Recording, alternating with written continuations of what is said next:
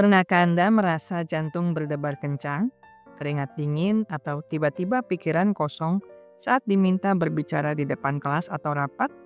Atau mungkin Anda merasa sangat cemas saat harus berkenalan dengan orang baru? Nah, kalau Anda pernah merasakan hal-hal itu, video kali ini sangat pas untukmu karena kita akan membahas bagaimana mengatasi kecemasan sosial hingga bisa berbicara di depan umum. Banyak dari kita mungkin merasa cemas dan kesulitan saat harus berinteraksi atau tampil di depan banyak orang.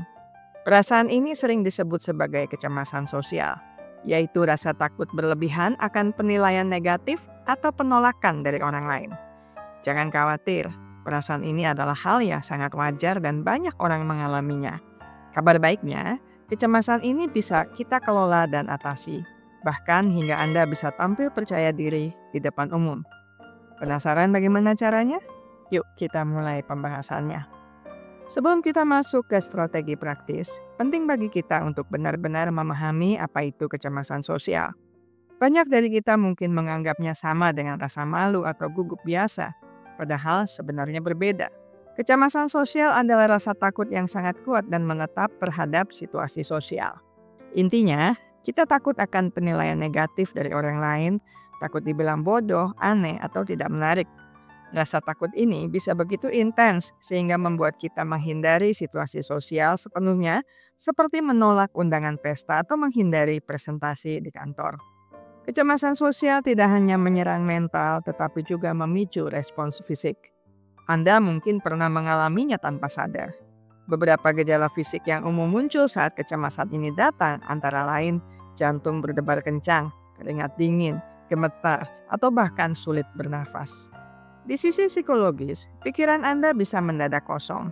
Anda jadi sulit fokus atau Anda terus-menerus merasa khawatir berlebihan tentang apa yang akan terjadi.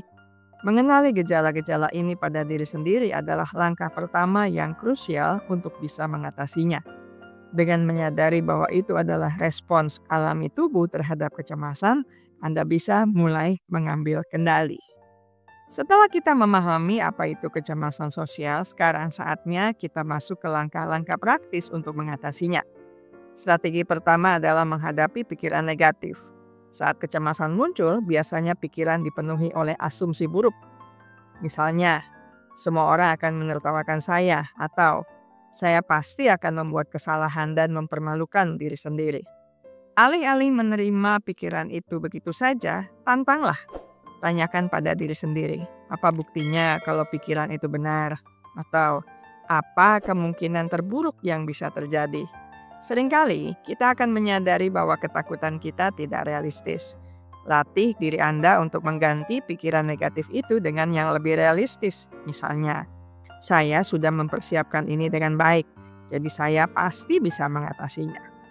Langkah kedua, dan ini adalah bagian terpenting, adalah terapi exposure bertahap.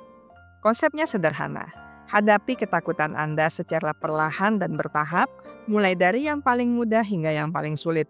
Anggap saja ini seperti menaiki tangga. Untuk latihan awal, Anda bisa mulai dengan hal-hal yang terasa paling aman.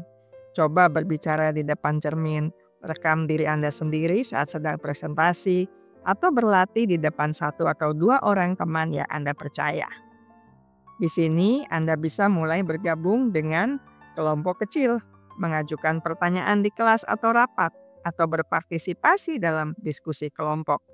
Tujuannya adalah untuk membiasakan diri berinteraksi dengan kelompok yang lebih besar.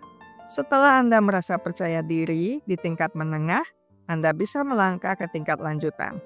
Ini saatnya mencoba berani presentasi di depan audiens yang lebih banyak, atau bahkan memulai percakapan dengan orang yang tidak Anda kenal. Ingat, setiap langkah kecil adalah kemajuan. Jangan memaksakan diri, tetapi juga jangan takut untuk terus melangkah maju. Proses ini butuh waktu, jadi bersabarlah dengan diri sendiri. Langkah ketiga adalah latihan perhatian penuh atau mindfulness. Saat cemas, pernafasan kita cenderung dangkal dan cepat.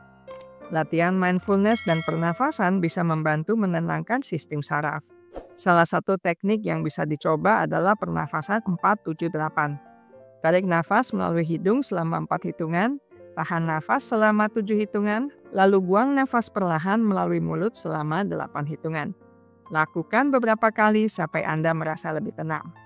Setelah melatih mental dan keberanian, sekarang mari kita bahas tips praktis yang bisa Anda terapkan langsung saat tiba waktunya untuk tampil di depan umum. Kunci utama dari semua ini adalah persiapan matang. Kuasai materi presentasi sampai Anda benar-benar paham.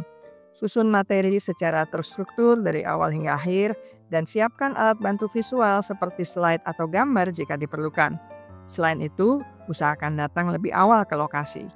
Ini akan memberi Anda waktu untuk membiasakan diri dengan tempat, melihat audiens yang akan hadir, dan mengatur nafas sebelum mulai. Saat Anda sudah berada di atas panggung, ada beberapa hal yang bisa membantu tampil lebih percaya diri. Pertama, gunakan bahasa tubuh yang terbuka. Berdiri tegak, jangan menyilangkan tangan, dan usahakan untuk melakukan kontak mata dengan audiens. Ini menunjukkan bahwa Anda hadir dan peduli. Kedua, bicaralah dengan kecepatan yang stabil. Hindari bicara terlalu cepat karena itu bisa membuat Anda terkesan gugup. Ambil jeda sejenak jika diperlukan. Terakhir, cobalah untuk tersenyum dan bayangkan audiensmu sebagai teman-teman yang mendukung, bukan juri yang sedang menilai. Jika ada kesalahan kecil, jangan panik.